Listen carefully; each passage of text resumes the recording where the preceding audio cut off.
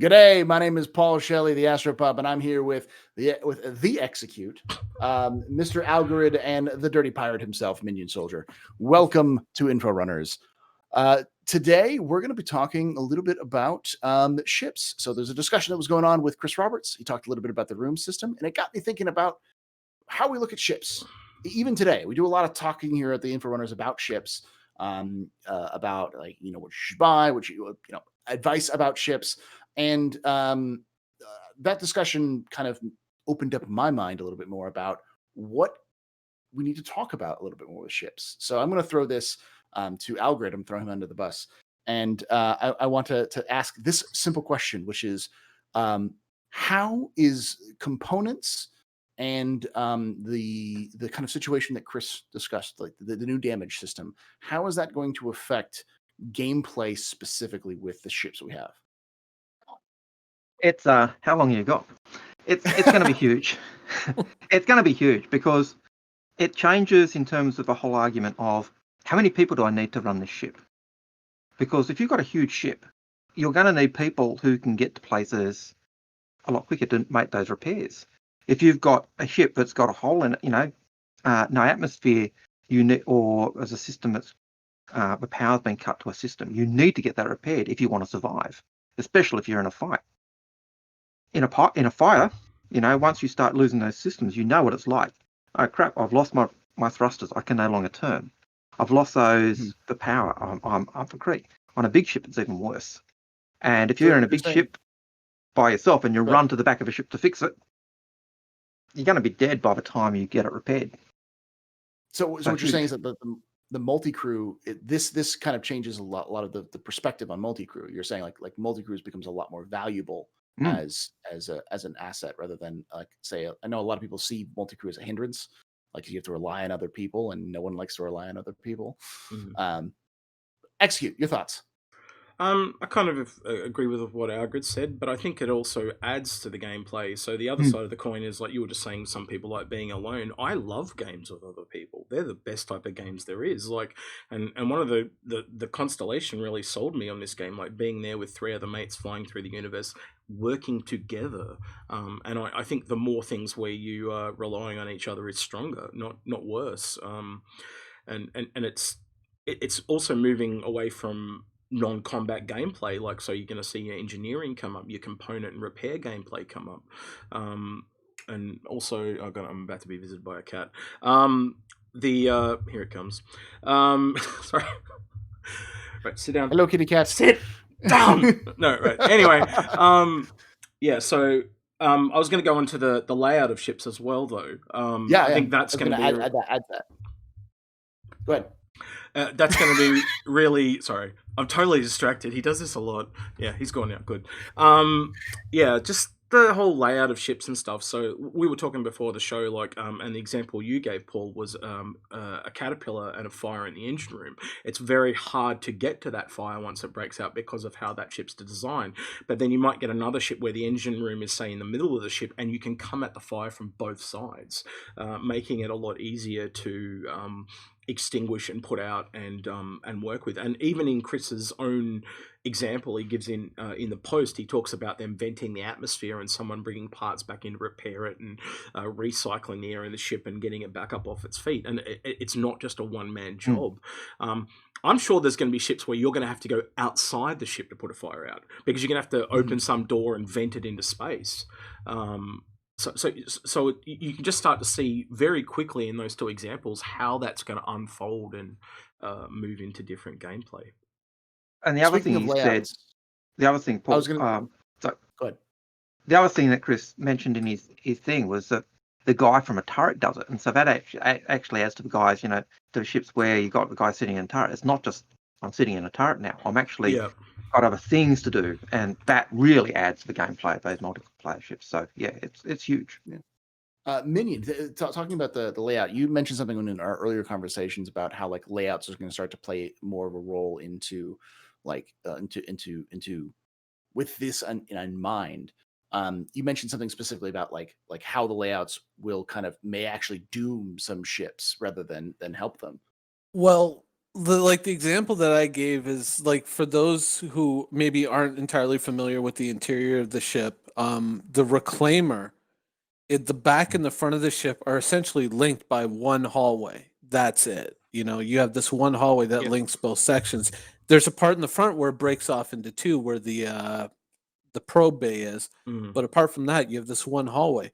If you have damage that begins or makes that hallway inaccessible, like there's a fire in that hallway, but you have to get down to the engine room to reset the power core or reset the shields or whatnot, but now you got to fight a fire first. So you might have to EVA around. Might have to EVA around, but if your ship's moving, you're still in combat. Your combat. Yeah. I mean, I hope you got magnetic boots. I hope someone's thought of this. Yeah. And you've got the other issue that corridor, which is the only way to get to the back of a ship, runs right beside the torpedo bay. And what was Chris saying in his letter? He did say that, didn't he? Yeah. The ammo, the fire gets to the ammo and boom. It becomes a really, really big issue there. So yeah. The race to get to the torpedo room, the fire, or the guy evaring out and going around the back. Well, I think we kind of spun off a little bit here, but I was talking about the reclaimer. I think you're talking about the retaliator. Yeah, the retaliator. Yep.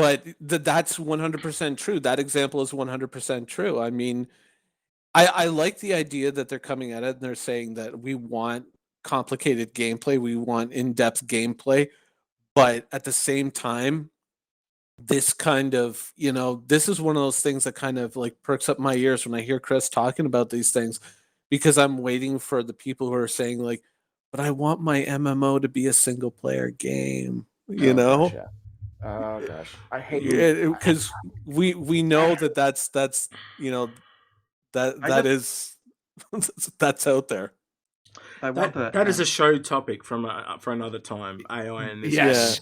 And we do have it on our. We do have a episode written down, but it's one of those episodes like that one we did a couple of weeks ago that was 5 hours long. Like it's so long to unpack that every time we look at it, we just go, yeah, we'll leave that for another time. It's like John Crew talking about the Endeavour. We go, yeah.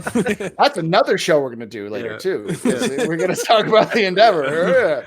I'll add to this is that I think one of the things that this is going to start to spark is I think what a lot of people should do, just like the kind of sell your fighters mantra. I think people should start to say, I'd like to start a new mantra, which is check your layouts, see what your ship is built. Because know your ship. Know your ship inside and out. I mean, like you have to, because if you are planning on being in a fighter, for instance, you now have a disadvantage because you're in a single seater fighter. If you're going to replace any parts that are broken, you have to EVA, and you're not doing that in combat. So like a fighter is becoming even less valuable in terms of a long-term combatant, unless you have some way of getting that ship to a carrier that will then fix it for you. And that's still becoming more of a liability than an asset. And it also is pushing the game towards knowing how your ship is laid out, because if I'm an attacker, if I'm a pirate and I want to disable a ship, I know where to hit it so that it'll knock it out. Not just knock it out, but I can also know where to hit it where I can make sure that everyone like behind this passageway is dead. Like it adds that kind of level of gameplay where it's like, I know if I hit it at the right angle, at the right location, I can disable the ship without having to do much work. It adds to that in-depthness because of those kind of ideas that he run.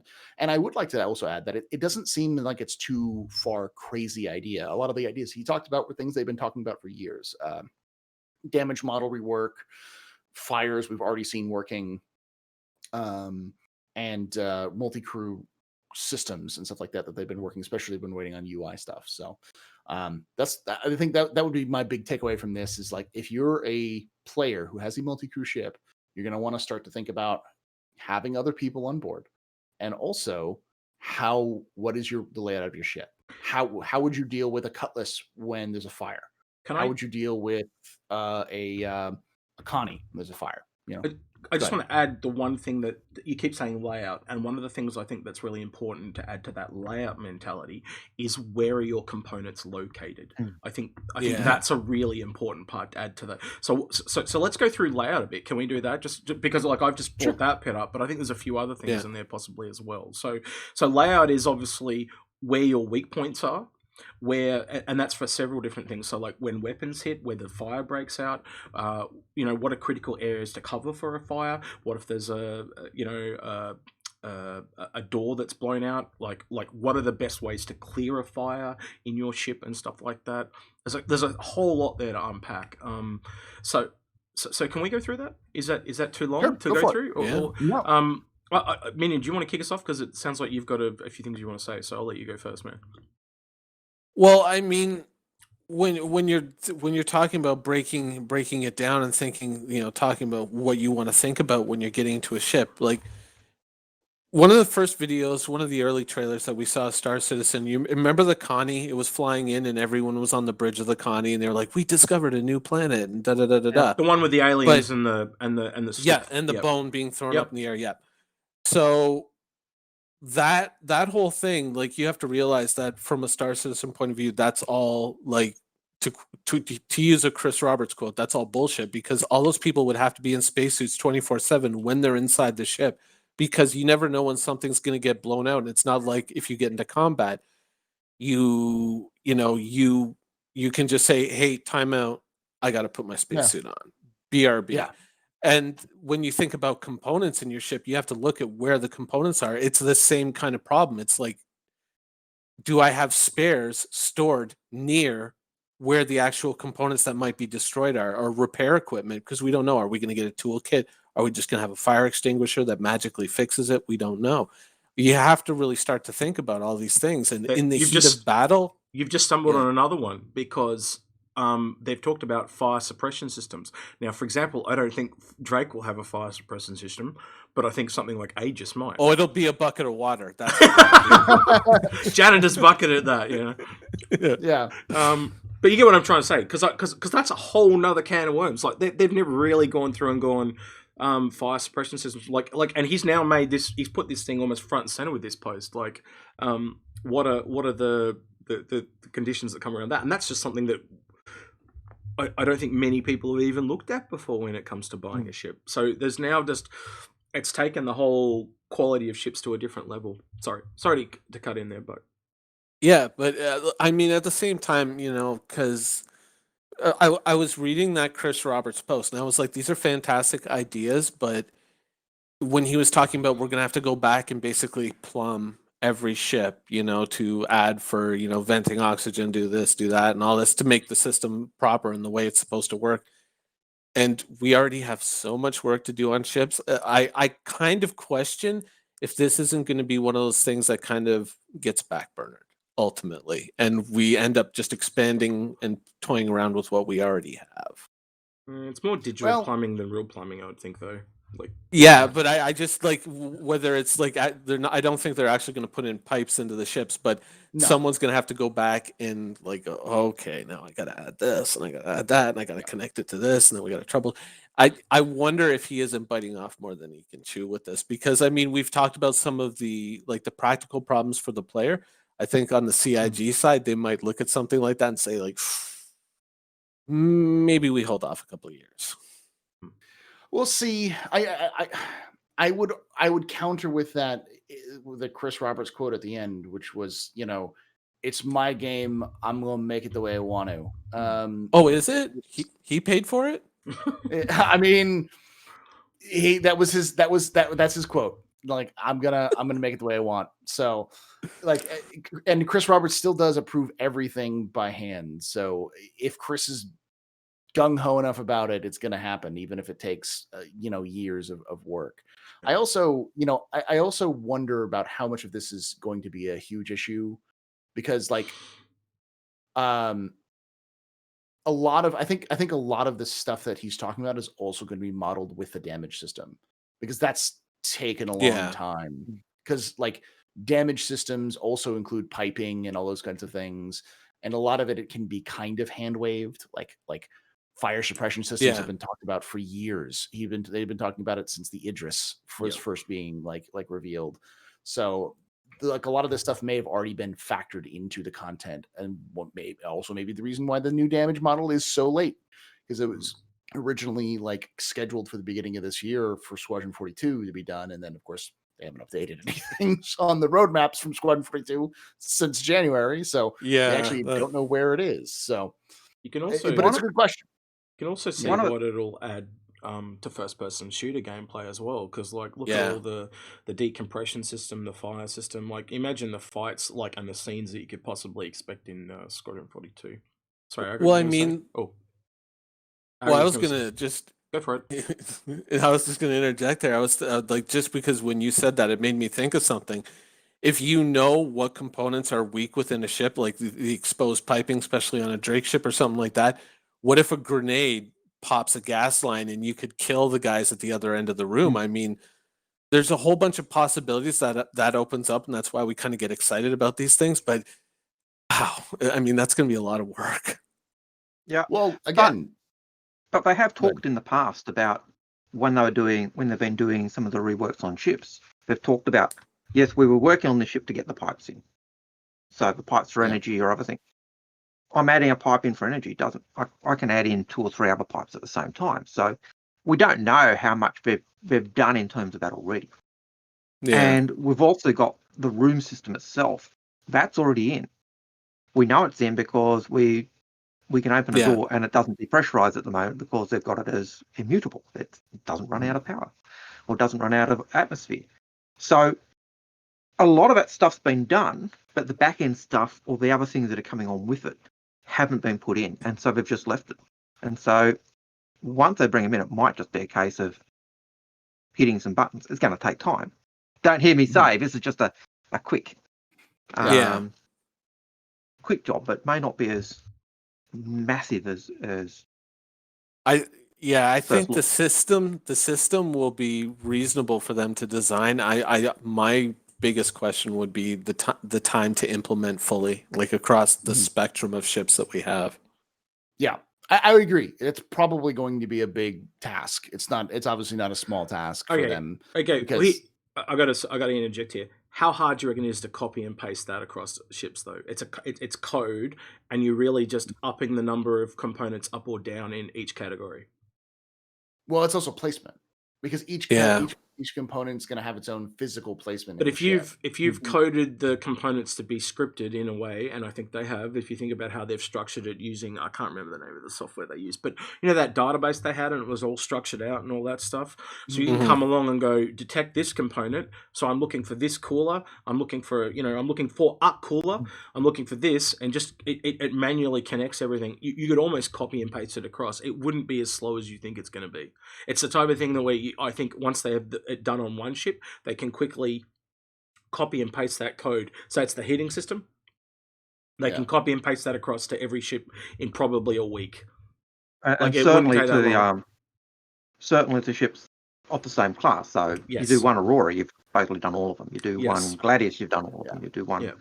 So, and you look at the number of ships we've got, you take out all the doubles and it suddenly shrinks from 200 or 116 on to whatever. I think you guys will be surprised how quickly that comes about when it rolls online. I don't think like something that would be more elaborate to me was the you know how they talked about the 100i this week having all the buttons and switches. See, that would take more time because it's custom to the layout is physicalized in the world. Now, unless they've gone through and already laid out all those buttons on every single ship and they just flick a switch and turn them on, that's different because they're physically located. They can't locate them with code and tags. That's different. I think I'm seeing it more from a perspective of, when he's talking about there's a fire in this panel. So I'm like, so are you setting like the possible origin points of every fire in every room? And I'm just like, wow. Yeah. Well, that would be more the room system. And if they've said the room system's already in game, it would just be changing the way it interacts in each environment. And they've already talked about how they have each environment has different materials, so different materials will burn different ways. It just again, this is one of those things that we haven't seen, but we know it's taking time. So therefore, logically they've put more work into it than we realize, and that's why he says things like you'll see it sooner than you think, because people like I forget the content creator's name that made the post, but he's from Europe. I can't remember his name, but he in the post he talks about, like, I'm just doing the math. It looks like it's going to take another 10 to 20 years. That's because there's just so much you haven't seen, and that's what Chris kind of mentions in the post. There's so much going on that you guys don't see, and that's why he's so much wanting to get that, what we call the roadmap of the roadmap, off the ground or reworked, because then we can actually see what's going on. Because at the moment you just can't see what's going on. We're seeing this tip of the iceberg thing. And in fairness, one of the things about the new the new road map. Sorry, everyone. Algrid's just having a stroke. Just give him a moment. Sees a mini stroke. Okay. But one of the things that we've often said in the past is things would disappear and we wouldn't see them. We wouldn't know what's happened to them. Yeah. And we were asking, look, tell us where it's going. Tell us how long it's going to be to do that. And that's basically what Chris is saying. Yeah, that's what we decided we wanted to do. So the big problem was they just didn't communicate it, and so people got their knickers in a knot. I think that that roadmap, the way it had been treated over the last year, because obviously they're working on things and there's stuff that we're not seeing. It's just that roadmap, the way it was. You were looking at things going all the way back to 2018 that apparently had not moved, may have moved, may not have moved, but they just weren't updating it. And so I think that drives a lot of angst. Like, how long is it going to take them to do this? And I think Chris touched on another aspect which was key, in that because the developers didn't want to put it in on the roadmap unless it was actually going to make it, because the community would have a fit if it got pulled. Yeah, they weren't saying it's ready. Yeah. And they didn't really want to go for it. I'm hoping the new one kind of shows a lot more our best guess or estimated release date. I actually really think they need to move more to these fixed dates to estimated release, or due to overseen consequences, it's been pushed back to this date. They just need to be more upfront. And I think that really came through in the post to me, that they see our frustration, and they're working to try and they're frustrated themselves, but they're trying to he literally said he wants to go to the level where we're seeing what the top executive people sees. That, I don't think you can get much more transparent than that. Other than that, we were in there with cameras ourselves. That's about as what you get. I will step in and say that once bitten, twice shy. Yes, Chris definitely. He has stepped up on stage and said, "This is our roadmap for 2016. Look, 4.0 is coming out in 6 months from now, and it's 2020, and we like that image still floats around. Same with Answer the Call 2016. So it's understandable that people take a look at this post and go, yeah, Chris, it's not going to take another 10 years. I'll believe you. And media and haven't shown us. And media and journalists make it a lot worse too, because they'll go back to say something that was said in 2013 and hold them gospel to it. Yeah, because and one of the things I brought up yesterday on the SC Leaks thing live stream was that unlike, say, something like Electronic Arts or Activision, if you attack them, they won't give you other games to review. You attack Star Citizen, there are no other games or CIG, there are no other games to review, so they don't give a crap.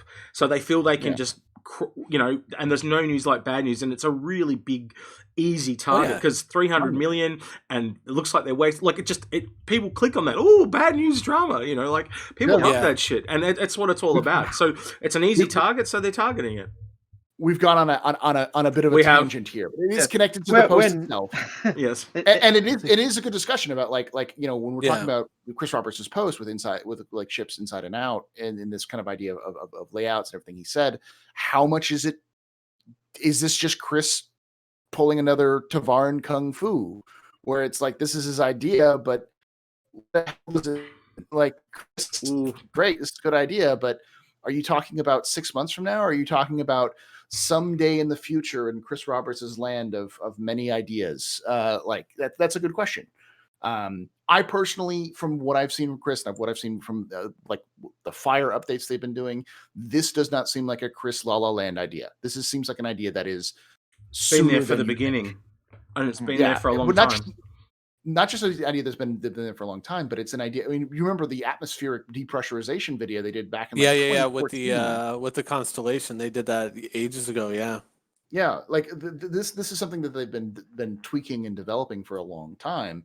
They may have been tabled because they had other things that were more important, but this is something that's been bubbling for a while. And they did a recent decompression in the Connie type, the way people were getting knocked off their feet update to that video recently as well. So you can see they have been working on those things. So yeah.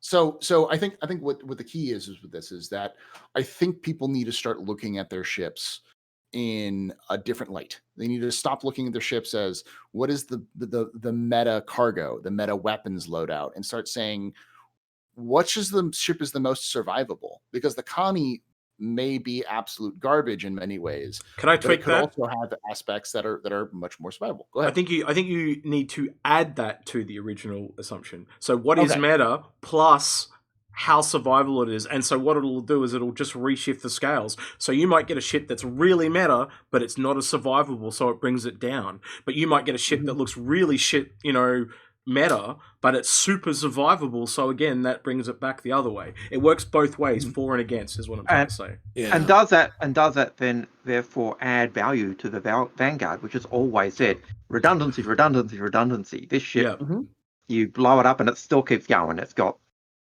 bits two of everything all over the place. Yeah, so you lose one, cooler, it doesn't matter, I got a second one, let's keep going. And people, I know a lot of people complain about like the changes to the Vanguard now in terms of its performance. Yeah, it's not as maneuverable, but because it's more survivable, you don't have to stay in the fight. You can stay in the fight longer against a smaller ship, and if that smaller ship takes one round to the fuselage in the right place, it's done. And it's got a smaller fuselage, so its components are going to be a much smaller space, so it's not going to be hard to destroy them. So this starts adding a different layer to that meta. Also changes the role of the ship a little bit. So it's not just this long range fighter. It becomes, is it a scout ship? Because it's designed to get in. Oh, I'm under attack. Get out. Yeah. Well, so I think that like if you're buying a ship to because it's the meta. Let's say you're buying a Gladius or whatnot.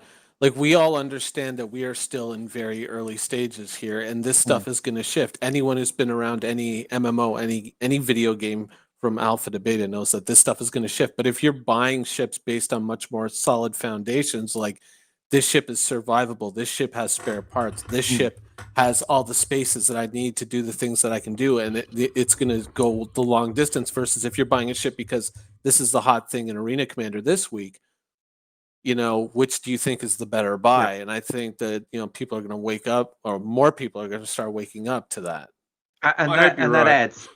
That adds value to ships like the Carrack, because the Carrack is that everything ship. It's got repair. It's got, it's got everything coming out of the wazoo. It's a bit of everything. It's a jack of all trades. That's maybe why a it costs so much none. in the game. Yeah, maybe a master of none, but it's apart from exploration, but it's got everything. And by the way, I would like to also just shout this out, that the content creator who he was responding to specifically in that post was Camural, Camural. That's Camural. Who's the guy? Yeah, awesome. No, so I like to give credit where credit's due. Sorry, but I didn't remember his name. Sorry about that. Camural. I like one of the things, like we all have, like there was a question that was asked on a forum a couple of weeks back about do we look at, we seem to only talk about ships that are in the meta and that. In fact, I would go the other way. Most of the ships that we look at are really for the long term and release date. So we are always trying to see what this ship is like for release, not what it's like now. We take now into effect. Yeah. But 9 times out of 10, you'll hear me say things like exit strategy and stuff like that, because we believe this ship will not be good on release, so make sure you're on exit strategy in case something goes bad to get something else. And that's one of the reasons we talk about that, because at the end of the day, I see this massive wave, and C will say it too, on the Buyer's Remorse episode we did. There's just a massive incoming of these people that are going to have this wave of realization. Regret. and regret. Yeah, regret's a good way to put it too. Yep. And they're going to want. There's going to be like not a mass bailout, but a mass change of thinking. And we've been trying to, as you see, like sell your fighters and buy stuff over $200. We've been trying to give you our perception of it. And the funny thing is, we realized this for a really long time, but it's only now we're starting to see evidence of this stuff. Like tell people what you were talking about before the show. It's a little bit off topic, but the Prowler thing you found, Minion. Would you mind? Oh well, I can't take full credit for this. This I brought. We brought it to your attention. You brought this to my attention, and when you told me this, I thought, oh, he's had a moment. He's misplaced a decimal. I went, no, he's wrong. So I was live with the Scum guys on Discord, and I went. And I looked up the price of the Prowler in the persistent universe. You go to Astropub on Area 18, you can see this yourself. And I looked at it and I had to double take at it. And I was talking to them and I was having a conversation and I just, holy shit. They're like, what? He was right. No, it's 2.5 million Alpha UEC for a ship that IRL is 425, and then right next to it, I see the hoplite at 3.3 million, and I went, "Oh god!" And the hoplite's what, 235 or something like that, real life? Yeah. And so that was just another example of what we've been trying to show to people, and I think Minion's reaction is going to be very similar to other people's reactions, and that's what I'm trying to get at, and that was the whole point. I'm just making. Yeah. And so go on. To circle back to like what we were talking about, these tough questions, these things that aren't like immediately evident with ships, these are the important things. These are like in a certain way right now, because of the way the game is, the way the game is incomplete, these are very much intangibles. Yes. This isn't something that you can put on a balance sheet and say multiplies your power factor by a factor of 10.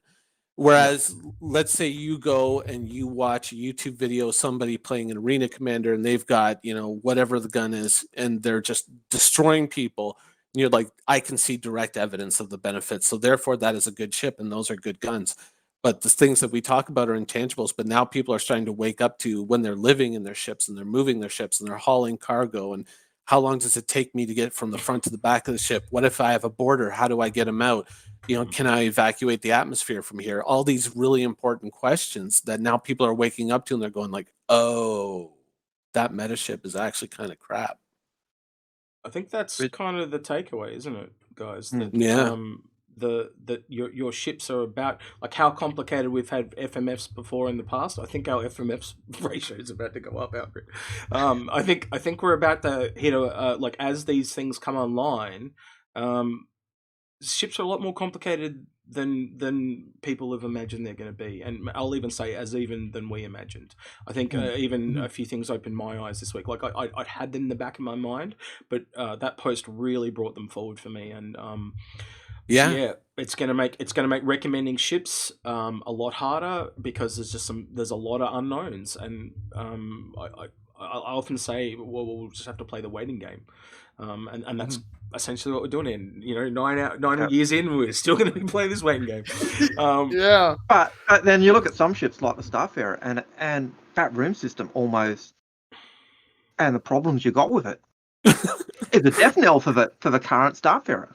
Yeah. Can you imagine trying to run through the Starfarer to put out a fire? There's a fire on the third floor. Third floor? In the crawl room. Which one? Hurry, it's gonna detonate the one with the flames we're carrying. Jettison the fuel. Oh. I want to see the explosion for that Starfarer, because it'll be like kaboom, kaboom, kaboom, kaboom. It's a flying bomb. That thing is a flying bomb at this point. Oh yeah. Before we wrap this up, and I think we should probably just wrap this up. We hit the good thing. I'm going to add one more small thing that there's one thing we haven't even touched on in this discussion, which will start adding even more of a factor, which is not just cargo capacity, but capacity for inventory containment. Yeah. So suit storage, weapon storage, other components, ammo. I'm just going to check another one. Volatile cargo. volatile cargo. Yeah. Like Oh, there's you know. there's so many other things that like for instance, when we can no longer carry the entire UEE arsenal on our back, and we're going to have to start carrying other things with us, or having to have oxygen refills or any of those kind of things which have been Yeah. in the works for a long time. They've even talked about the whether the ship's got enough oxygen in it to replenish your ship. I just want to So- introduce everyone to my Sherpa. His name is Algrid. No. No, but like you're bringing up like a very valid point, and that is one of the things is actual weapon storage, because this is like one of the comparisons that I've made over the years and had a few laughs over. It's like in a ship like the Caterpillar or in a ship like a Cutlass, you have more assault rifle storage in those quote unquote civilian ships True. than you have in a Hammerhead. Listen, I mean, listen, the Drake hammer- is not a pirate. They just like weapons. Okay, Yeah, they're just sorry, big Jan. supporters They're of just weapons. Texans. Just They're, Texans, they're the Americans of the UAE. That's what they are. It's just a gun, man. It's rifle. for security. But you're right. That's a good point. Like there's more gun storage in a Caterpillar than there is in a military Hammerhead, military frigate. Well, but there's more storage for weapons in the 890 than in a Hammer.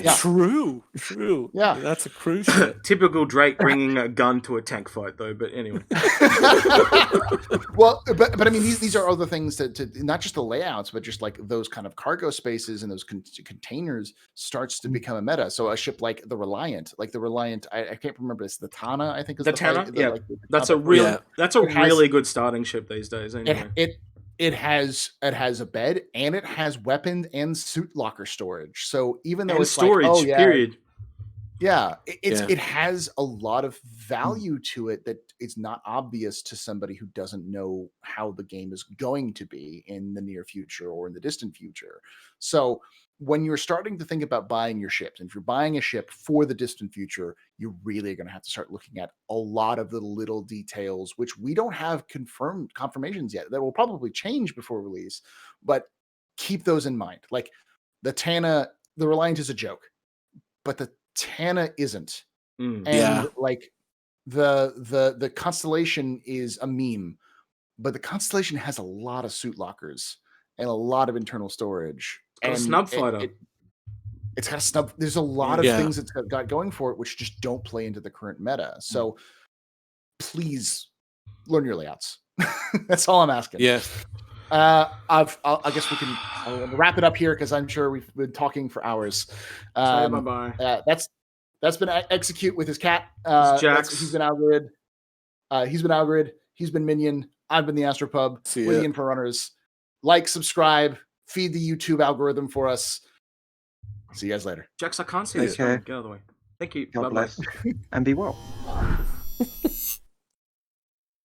I'm going to have to go feed this cat, He's going to eat me if I don't. Yeah. Sorry for derailing.